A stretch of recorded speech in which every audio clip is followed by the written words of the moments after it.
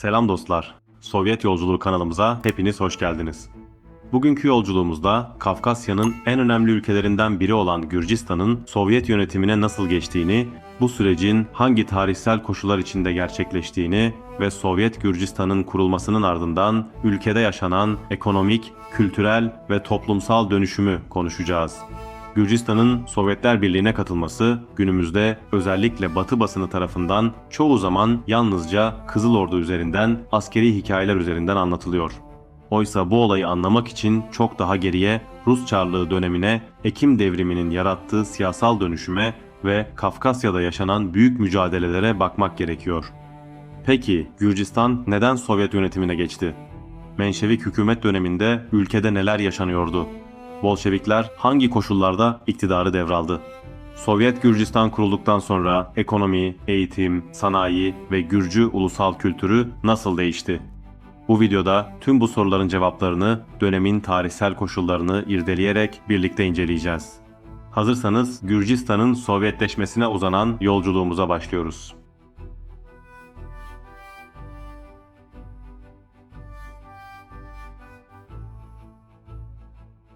Gürcistan'ın Sovyetleşmesini anlayabilmek için elbette önce Çarlık Rusyası dönemine gitmek gerekir. 18. yüzyılın sonlarında Gürcü krallıkları Osmanlı ve İran arasında sıkışmış durumdaydı. Sürekli savaşlar, yağmalar ve siyasal parçalanmışlık ülkede yaşayan halkları oldukça yıpratmıştı. Bu ortamda Doğu Gürcistan'ın hükümdarı II. Erekle ya da diğer adıyla II. Heraklius, Rusya ile ittifak kurmayı tercih etti ve 1783 yılında imzalanan Georgiyevsk Antlaşması ile Gürcü Krallığı Rus İmparatorluğu himayesine girdi. Daha sonra 1801 yılında Çarlık Kartli Kaheti Krallığını doğrudan kendi topraklarına kattı. Bu nedenle 19. yüzyıl boyunca bugünkü Gürcistan'ın büyük bölümü Rus İmparatorluğu'nun parçası haline gelmişti. Bu dönemde ülkeye demir yolları inşa edildi, Batum önemli bir liman oldu, Tiflis, Kafkasya'nın en büyük şehirlerinden biri haline geldi ve sanayi gelişmeye başladı. Fakat bütün bunlar Çarlık düzeninin sınıfsal çelişkilerini ortadan kaldırmamıştı. Kapitalist özellikte olan sanayi geliştikçe işçi sınıfı da büyüyordu. Petrol taşımacılığı, demir yolları ve fabrikalarda çalışan binlerce işçi sosyalist fikirlerle tanışmıştı ve sermaye köleliğine karşı örgütlenmeye başlamıştı. İşçiler arasında Marksizm hızla yayılıyordu. Daha sonra dünya siyasetinde büyük rol oynayacak birçok Bolşevik kadro bu dönemde Gürcistan'da etkin olarak politik mücadele içerisindeydi. Elbette bu kişilerden en bilineni Gori kentinde doğan Joseph Stalin'dir. 1917 yılında Rusya'da Şubat devrimi gerçekleşmişti ve Çarlık rejimi çökmüştü. Ardından Ekim devrimi ile Bolşevikler iktidara geldi. Bu tarihsel süreçte Kafkasya'daki siyasal tablo oldukça karmaşıktı. Gürcistan'da Bolşevikler güçlü olmakla birlikte çoğunluğu oluşturmuyordu. Komünist hareketin o dönemki adı olan Sosyal Demokrat Hareket içinde Gürcistan'da Menşevikler Bolşeviklerden daha etkiliydi. Çarlık rejiminin çökmesi sonrası Ocak 1918'de kurulan Transkafkasya Demokratik Federatif Cumhuriyeti, Mayıs 1918'de Azerbaycan ve Ermenistan Sovyet Cumhuriyetlerinin kurulmasının ardından dağıldı. Bu iki ülkenin Sovyetleşmesini zaten önceki videolarımda anlatmıştım. Bu videonun açıklama kısmından ulaşabilirsiniz. Transkafkasya Federasyonu'nun dağılmasının ardından Menşevikler Gürcistan Demokratik Cumhuriyeti'ni kurdu. Hükümet tamamen Menşeviklerin kontrolündeydi. Her ne kadar kendisini sosyal demokrat olarak tanımlasa da yönetim Bolşeviklere karşı çok sert önlemler aldı. İşçi sınıfı arasında komünist örgütlenmeler sınırlandırıldı, Bolşevik gazeteleri kapatıldı ve çok sayıda komünist tutuklandı. Menşevik hükümet giderek halktan ve işçi sınıfından uzaklaşmış, büyük toprak sahipleriyle ve batılı devletlerle yakın ilişkiler geliştirmişti. İngiliz askeri birlikleri Batum başta olmak üzere çok sayıdaki stratejik bölgelerde bulunuyordu. Menşevikler ekonomik sorunları çözemediği gibi savaşın yıkıcı etkisi de halen sürüyordu. Yoksul köylülerin toprak sorunları da devam ediyor ve zaman zaman protesto gösterileri düzenleniyordu. Sanayi üretimi zaten yoktu ve işsizlik doruklardaydı. İşte bu ortamda Gürcü Bolşevikleri özellikle işçiler arasında güç kazanmaya başladı.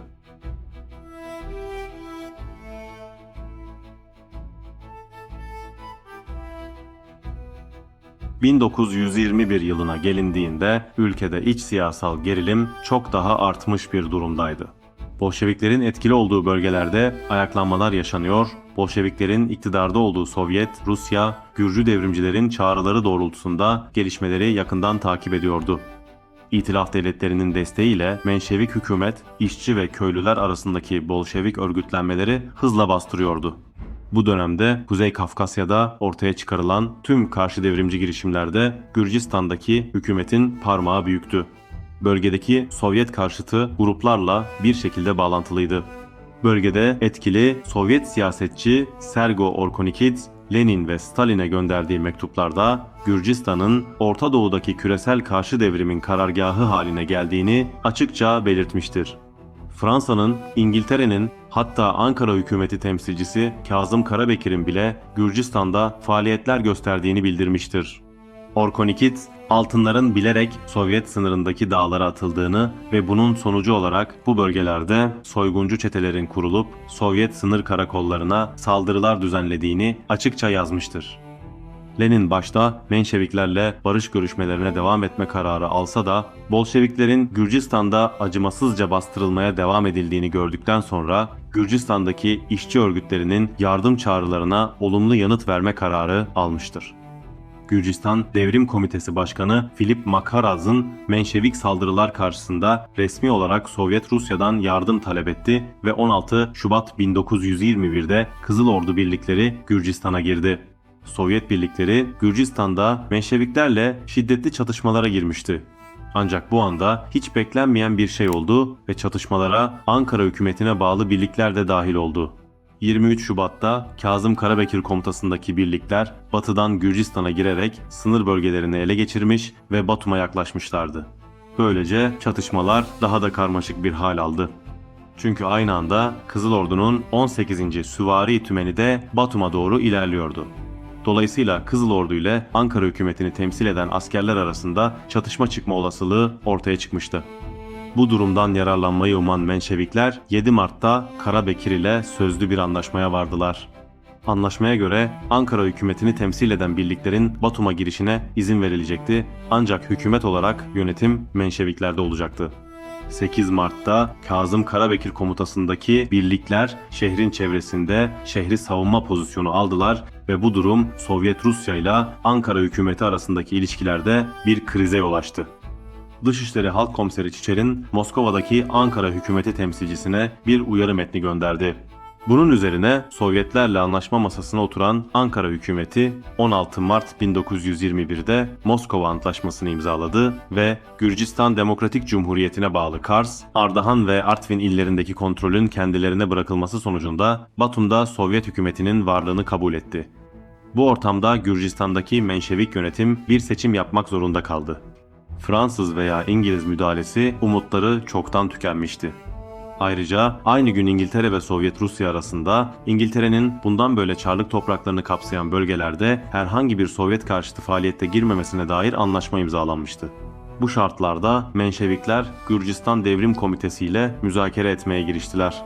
Bolşevikler ve Menşevikler arasında anlaşmaya varılarak 25 Şubat 1921'de Sovyet Gürcistan kuruldu ve ardından ülke 1922 yılında Sovyet Sosyalist Cumhuriyetler Birliği'nin kurucu cumhuriyetlerinden biri oldu. Böylece Gürcistan dünyanın ilk Sosyalist Devletler Birliği'nin parçası haline geldi.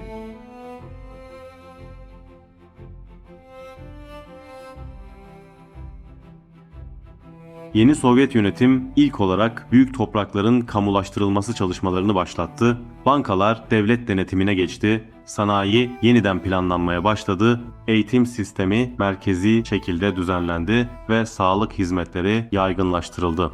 Sanayileşme hız kazandı ve bu kapsamda yeni fabrikalar açıldı, elektrik üretimi artırıldı, demiryolları genişletildi ve tüm bu politikalar neticesinde Sovyet Gürcistan bir sanayi ülkesine dönüştü. Tarım alanında da atılımlar yapıldı, kooperatifleşme çalışmaları yürütüldü ve Karadeniz kıyıları önemli bir tarım merkezi haline geldi. Ülkede özellikle çay ve narenciye üretimi büyük ölçüde arttı. Sovyet çayının Gürcistan'dan tüm ülkeye yayıldığını önceki videomda zaten ayrıntılı bir şekilde anlatmıştım. Bizi takip eden dostlar izlemiştir. İzlemeyenler içinse linki sağ üstte bırakıyorum. Oradan Sovyet Çayı videomuzu izleyebilirsiniz. Bilimsel gelişmelerde hız kazandı ve Tiflis Kafkasya'nın bilim ve eğitim merkezlerinden biri oldu. Ülkede özellikle de kırsal bölgelerde okuma yazma oranı hızla yükseldi, ücretsiz eğitim yaygınlaştı. Kentlerde üniversite kültürü büyüdü ve çok sayıda teknik okul açıldı. Bu gelişme ortamında kadınlar da eğitim hayatına ve çalışma yaşamına yoğun bir şekilde katılıyordu. Sovyet Gürcistan kısa sürede birliğin en gelişmiş cumhuriyetlerinden biri haline gelmiştir. Kişi başına düşen gelir birçok Sovyet Cumhuriyeti'nin üzerindeydi. Turizm son derece gelişmiş haldeydi ve Karadeniz kıyısındaki kentler milyonlarca ziyaretçi ağırlıyordu. Diğer yandan bilim insanları, mühendisler, sanatçılar, sporcular yetişti, Gürcü sineması uluslararası alanda tanındı. Müzik ve edebiyat alanında ünlü eserler üretildi. Sovyetler Birliği'nin dağılmasının ardından yaşanan ekonomik krizler, Sovyet dönemindeki sanayileşme ve gelişmiş sosyal yapının önemini bir kez daha ortaya koymuştur. Bugün Gürcistan'ın pek çok hidroelektrik santrali, demiryolu ağı, sanayi tesisleri, eğitim kurumları ve kültürel yapıları Sovyet döneminde atılan temeller üzerinde yükselmektedir. Dolayısıyla Gürcistan'ın Sovyetleşmesi tarihsel anlamda yalnızca bir yönetim değişikliği değil, feodal ve kapitalist ilişkilerden sosyalist planlı ekonomiye geçiş anlamına gelir. Bu süreçte eğitimin yaygınlaşması, sanayinin kurulması, kadınların toplumsal yaşama daha güçlü katılımı ve Gürcü ulusal kültürünün atılım yapması dönemin en önemli kazanımları arasındadır. Evet dostlar, bu videoda Gürcistan'ın Sovyetleşme sürecini ele aldık.